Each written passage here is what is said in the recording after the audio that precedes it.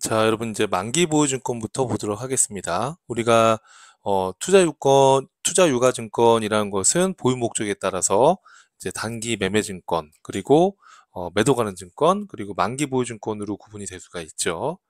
자, 그럼 만기 보유증권에 대해서 이제 공부를 할 건데, 자, 만기 보유증권은 주식은 될 수 없다라고 했었습니다. 그죠? 왜냐하면 주식은 만기가 없기 때문에.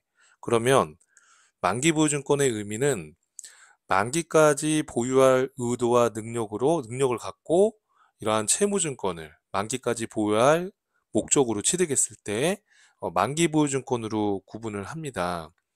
그럼 우리가 채권을 사고 판다고 했을 때 이 채권도 시장에서 거래를 하는 거기 때문에 이 채권을 이제 채권 시장에서 취득을 할 때에는 그 채권의 시장에서의 가격은 취득 당시의 시장 이자율로 할인한 현재 가치로 우리 이제 이런 채권을 취득하게 됩니다.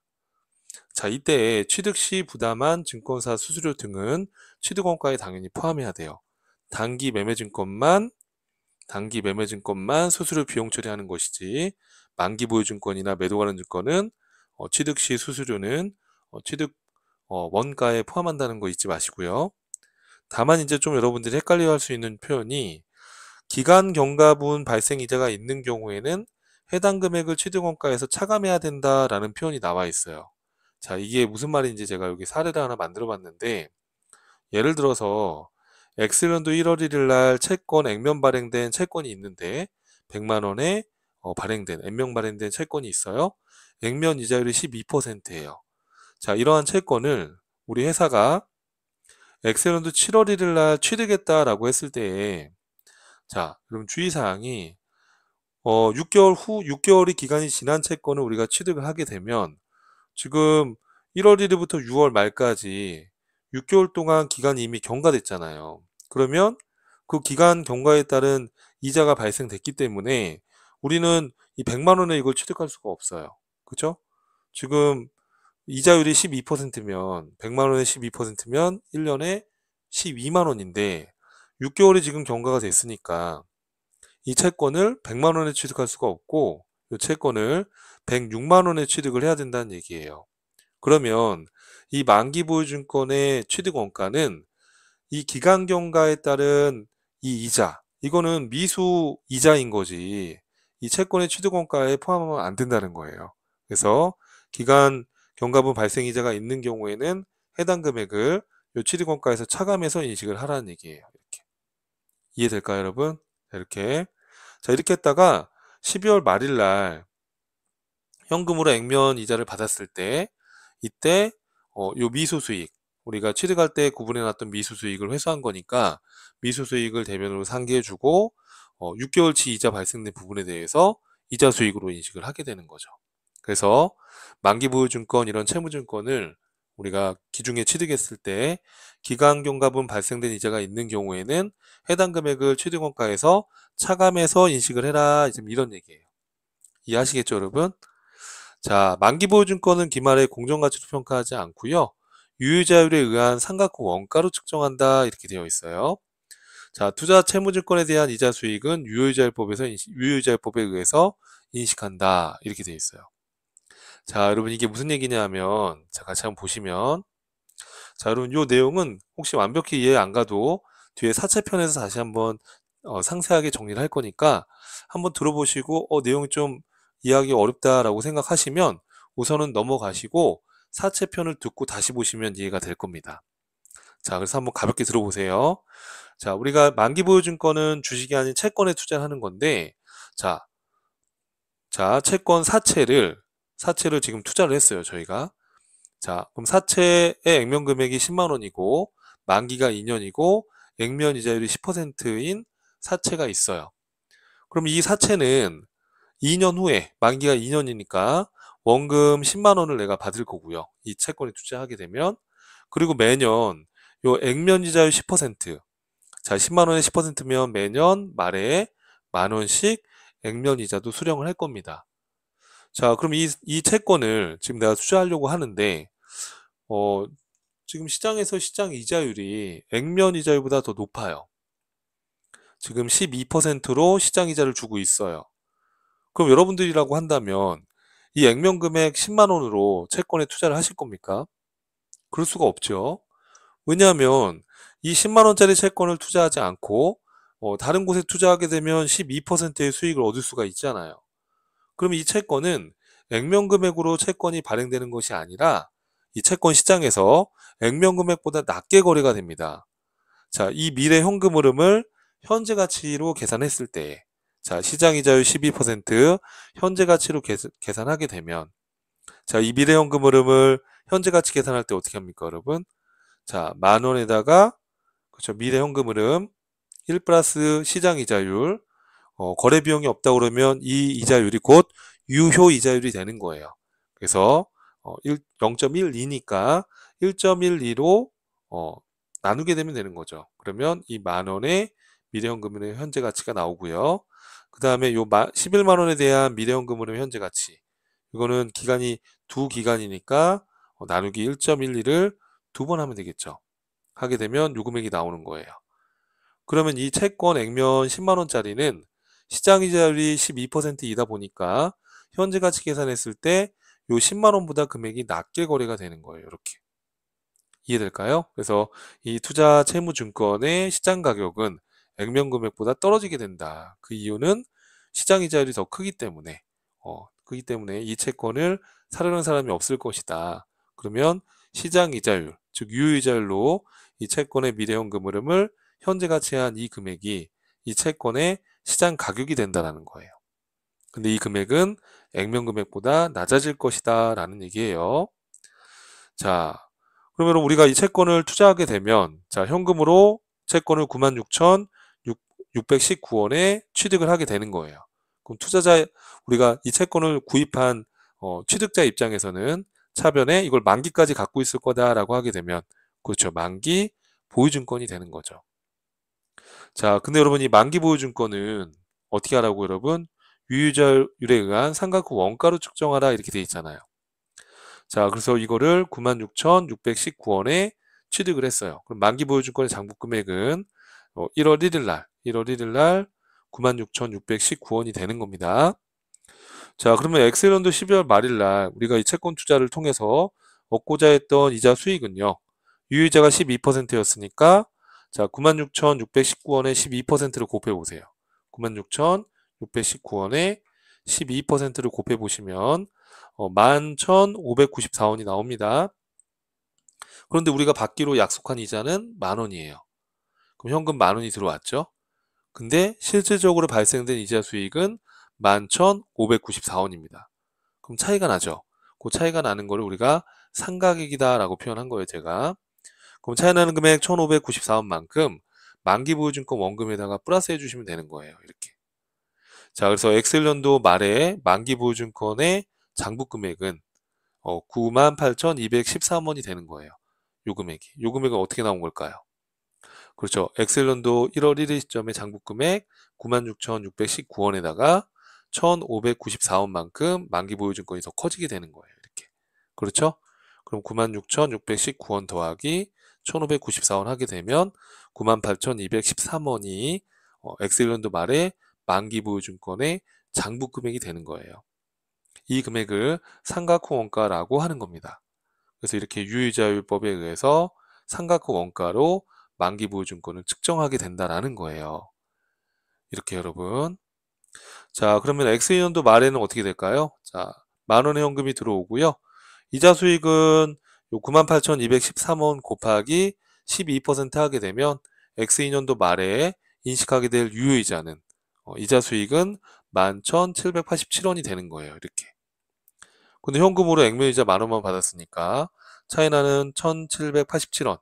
요 금액은 만기 보유증권으로 회계 처리해 주시는 거예요. 그럼 만기 보유증권은 96,619원에다가 X1년도 말에 상각금액 1,594원, 또 X2년도 말에 상각금액 1,787원. 요걸 다 더하면 딱 얼마가 되겠어요? 그렇죠. 10만 원 액면 금액으로 맞춰지게 되는 겁니다. 요거를 만기 때 현금으로 회수했다라고 하게 되면 현금이 들어오겠죠. 그리고 만기 보유증권이 10만 원이 대변으로 입력되면 되는 거죠. 이해될까요, 여러분? 자, 이렇게 해서 자, 이런 걸 유효자율법에 의해서 상각후 원가로 측정한다라고 표현을 한 겁니다.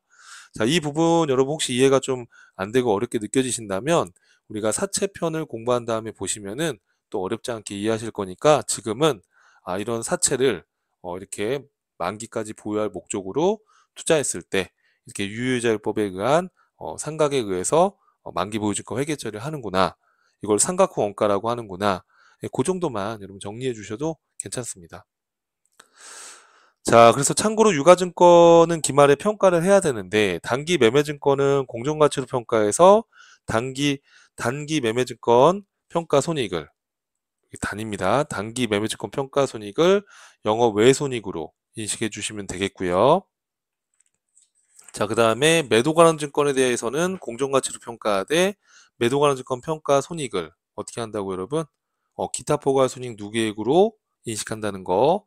만기 보유 증권은 상각후원가법으로 해서 유의자율법에 의해서 이자 수익을 인식한다. 이렇게 유의자율법에 의해서 이자 수익을 인식한다라는 거. 이 금액을. 이해될까요, 여러분? 자, 이렇게 그 얘기입니다. 자, 지분법 적용 투자 주식은 이제 지분법이라는 회계 처리가 있어요. 그래서 지분법을 적용해서 회계 처리를 한다는 거. 자, 매도 관한 증권의 경우에는 기말의 공정가치로 평가하되 시장성이 없는 경우에는 그러니까 시가를 알 수 없다 그러면 원가법으로 회계 처리하게끔 규정이 되어 있습니다. 이건 참고하시면 되겠습니다. 자, 그 다음에 나오는 게 이제 유가증권의 재분류예요. 자, 유가증권의 재분류라는 것은 보유 능력의 변화가 있어서 그러니까 보유 의도와 보유 능력의 변화가 있어서 유가증권은 뭐 만기 보유증권에서 매도 가는 증권으로 매도 가는 증권에서 뭐 만기 보유증권으로 이렇게 재분류가 필요한 경우가 생기겠죠. 재분류를 인정할 거냐 말 거냐 뭐 이런 건데 자, 주의사항이 단기 매매증권은 다른 범주로 재분류할 수 없게끔 돼 있어요. 왜냐하면 단기 매매증권의 공정가치 변동분은 단기손익으로 인식을 하는데 매도 관한 증권은 기타 포괄손익으로 인식을 한단 말이에요. 그죠? 그러니까 재분류를 통해서 단기손익을 또 조작할 수 있기 때문에 기본적으로 단기 매매증권은 다른 범주로 재분류할 수 없게 해놨어요. 해놨는데 자, 그리고 또 다른 범주의 유가증권의 경우에도 단기 매매증권으로 재분류하지 못하게끔 해놨다는 거예요. 그러니까 단기 매매증권에서 뭐 매도 가는 증권이나 만기 보유 증권으로 또는 매도 가는 증권을 단기 매매 증권으로 이렇게 재분류하는 것을 원칙적으로 못하게 했는데 다만 드문 상황에서 더 이상 단기간 내에 매매 차익 목적으로 보유하지 않는 단기 매매 증권은 이게 단기간 내에 매매 차익을 목적으로 하지 않는다라고 한다면 드문 상황이라고 했습니다. 특정한 상황에 대해서 매도 가는 증권이나 만기 보유 증권으로 분류할 수 있다라는 거예요. 드문 상황에서 원칙은 안 된다는 겁니다. 자, 그리고 단기 매매 증권이 시장성을 상실했다.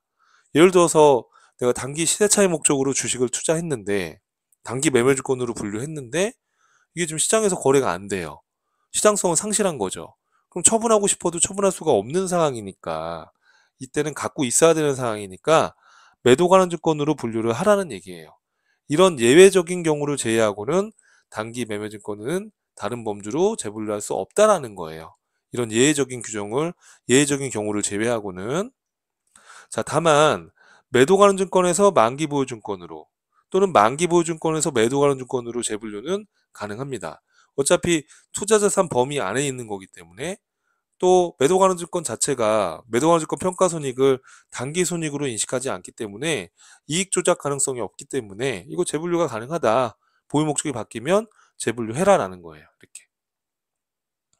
자, 그리고 유가증권 과목의 분류를 변경할 때에는 재분류 1회 현재의 공정가치로 평가한 후에 변경한다.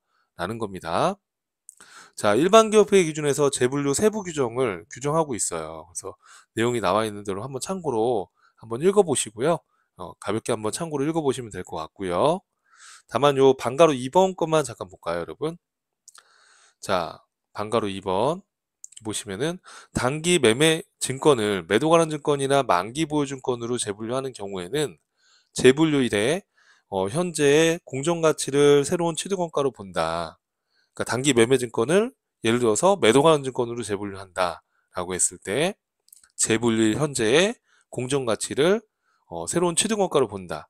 이 경우 재분류일까지의 미실현 보유손익은 단기손익으로 인식한다라는 거. 왜냐하면 기존에 단기 매매증권으로 처리하고 있었고 단기 매매증권의 공정가치 변동은 단기손익으로 인정해 주는 거니까 거기까지는 단기손익으로 인식을 하고, 자, 공정가치를 측정할 수 없게 된 매도 관련 증권의 미실현 보유손익은 기타 포괄손익 누계액으로 계속 처리를 하고 처분 등에 따라 실현될 때까지 처분할 때 실현될 때 단기 손익으로 인식한다. 뭐 이거는 그러니까 동일한 내용인 거죠. 그죠? 자, 그러니까 단기 매매 증권을 매도 관련 증권이나 만기 보유 증권으로 재분류하는 경우에는 재분류일에 현재의 공정 가치를 새로운 취득원가로 보되 단기 매매 증권까지에 대한 평가 손익은 단기 손익으로 인식할 수 있게끔 해 놓은 거예요. 이렇게. 그리고 매도 관련 증권의 미실현 보유 손익은 기타 포괄 손익 누계액으로 공정 가치를 측정할 수 없게 된 때에 매도 관련 증권의 미실현 손익은 기타 포괄 손익 누계액으로 계속 처리하고 처분하는 시점에 단기 손익으로 인식을 하게끔 해 놓은 거예요. 자, 그래서 이런 특이 사항들이 있으니까 한번 읽어보시고 넘어가시면 될 것 같습니다. 자, 그 다음에 마지막으로 이제 유가증권의 손상입니다. 자, 우리 유가증권은 손상될 수가 있죠. 그죠? 그러니까 예를 들어서 우리가 유가증권으로부터 회수할 수 있을 것으로 추정되는 금액, 그러니까 회수 가능한 금액이라고 하는데, 이 금액이 취득원가보다 작은 경우에는 가치가 하락한 거니까, 손상된 거니까 손상차손을 인식할 것을 고려하라는 겁니다. 고려하라는 거예요.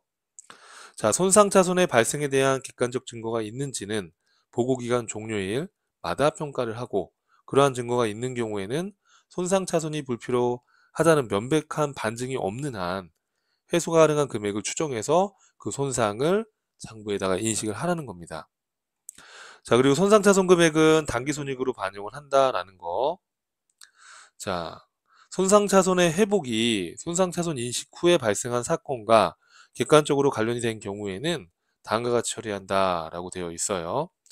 자, 만기보유증권 또는 원가로 평가하는 매도 관련 증권의 경우에 회복이 됐다라고 하게 되면 단기 이익으로 인식을 하되, 회복 후의 장부 금액이 당초에 손상차손을 인식하지 않았다면 회복일 현재의 상각 후 원가가 되었을 금액을 초과하지 않도록, 그러니까 환입은 한도가 있다는 거예요. 손상되지 않았을 경우에 그 장부 금액을 한도로 한다라고 이해를 하시면 되는 거예요. 그죠? 자, 공정가치로 평가하는 매도 관련 증권의 경우에는 이전에 인식했던 손상차손 금액을 한도로 회복된 금액을 단기 이익으로 인식한다라는 거. 자, 그래서 우리가 손상이 발생됐다라고 하게 되면 차변의 유가증권 손상차손으로 해서 영업의 비용으로 인식을 하고, 회복이 됐다라고 했을 때에는 한도 범위 내에서 유가증권 손상차손 환입을 잡아서 영업의 수익으로 인식을 한다라는 거예요.